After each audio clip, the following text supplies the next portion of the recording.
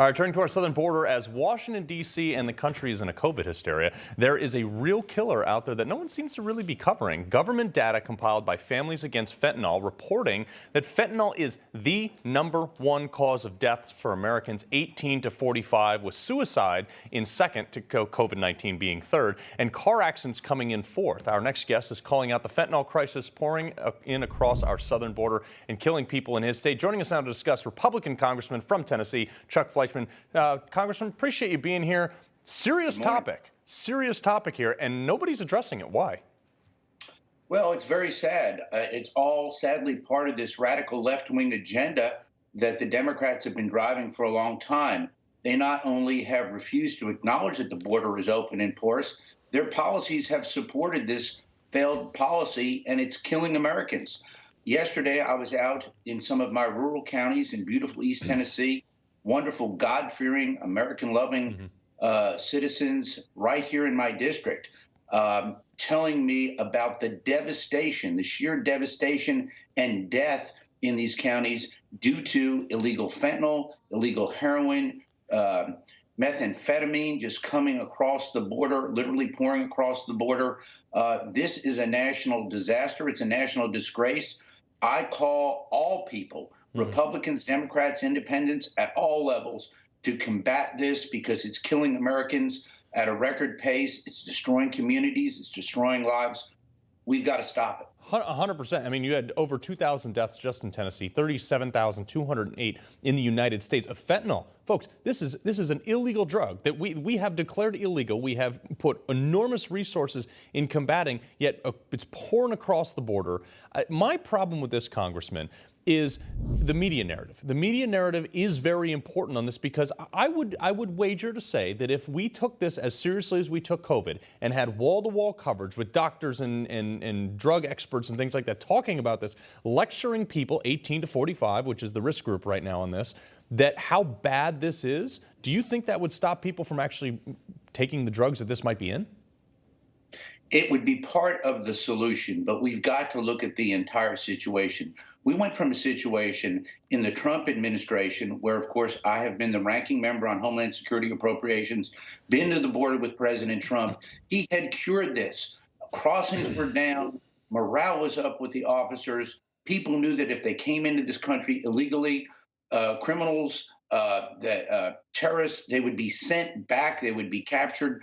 Now they feel incentivized. The cartels, the criminals, the bad guys think that they can get away with this. Sadly, right now, they're right. We've got to stand up, whether it's at the dinner table, in our communities, in our local courts. We've got to combat this. It's killing Americans.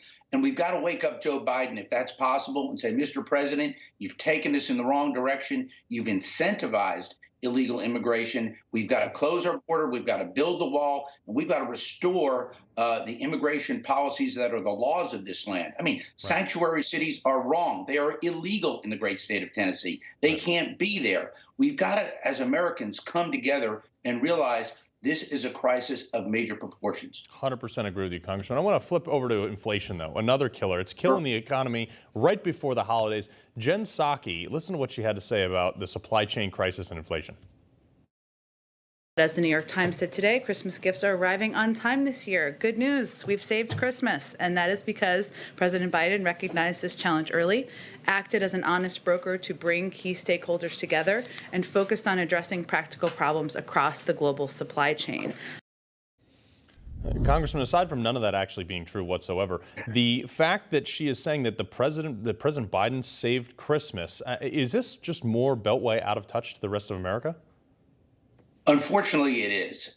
When you look at the rhetoric coming out of the Biden administration, wherever their policy was, foreign policy, domestic policy, we talked about border policy, they have had failure after failure.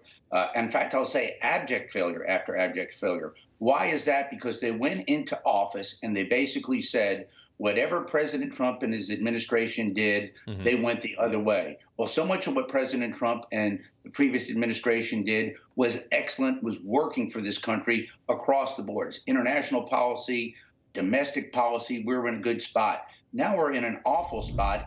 and they're sending out these flippant comments, trying to be euphemistic, trying to sugarcoat the disaster that is out there. I asked them to do a major recalibration, get back to Economics 101, get our energy sector working again, get our economy flowing again, common sense, pro-capitalist, pro-free enterprise policies. That's what will save this country, and a good dose of prayer.